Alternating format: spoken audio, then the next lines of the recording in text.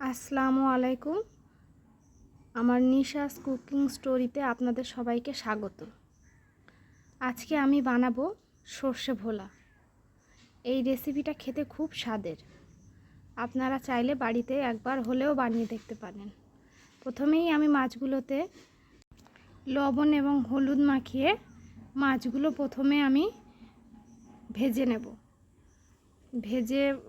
এক এক করে সবই ভেজে নেব।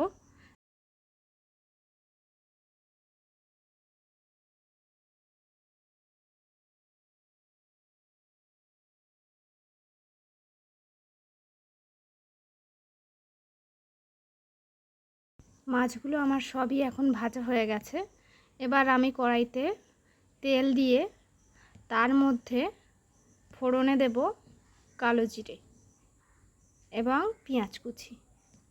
তারপর একটু নাড়াচাড়া করে তার মধ্যে আমি 1 চামচ আদা রসুনের পেস্ট দিয়ে দেব। আদা রসুনের কাঁচা গন্ধটা চলে গেলে আমি এর মধ্যে সর্ষে বেটে রেখেছিলাম সেটা দিয়ে দেব। তারপর এতে পরিমাণ মতো পানি দিয়ে দেব। আপনারা আপনাদের মাছের অ্যামাউন্ট হিসাবে পানিটা দেবেন। তারপর আমি হলুদ দিয়ে দেব এবং আগে যেহেতু মাছ ভেজে রেখেছিলাম লবণ ছিল, তার জন্য অল্প পরিমাণে লবণ দেব। এরপর গ্রেভিটা ফুটে গেলে এর মধ্যে কুচি করা টমেটো এবং চেরা কাঁচা লঙ্কা দিয়ে দেব। দিয়ে মাছগুলো দিয়ে দেব।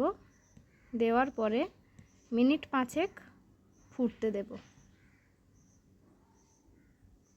ফোটার পর আমি ঢাকনা দিয়ে দেব।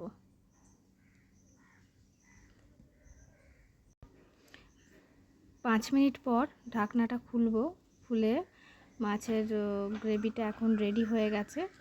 এটা এখন পরিবেশনের জন্য তৈরি। আপনাদের এই ভিডিওটা যদি ভালো লেগে থাকে তাহলে লাইক ও সাবস্ক্রাইব করে দিয়ে আমার পাশে থাকবেন নতুন নতুন রেসিপি পাওয়ার জন্য। আশা করি এই রেসিপিটা আপনাদের সকলেরই ভালো লেগেছে।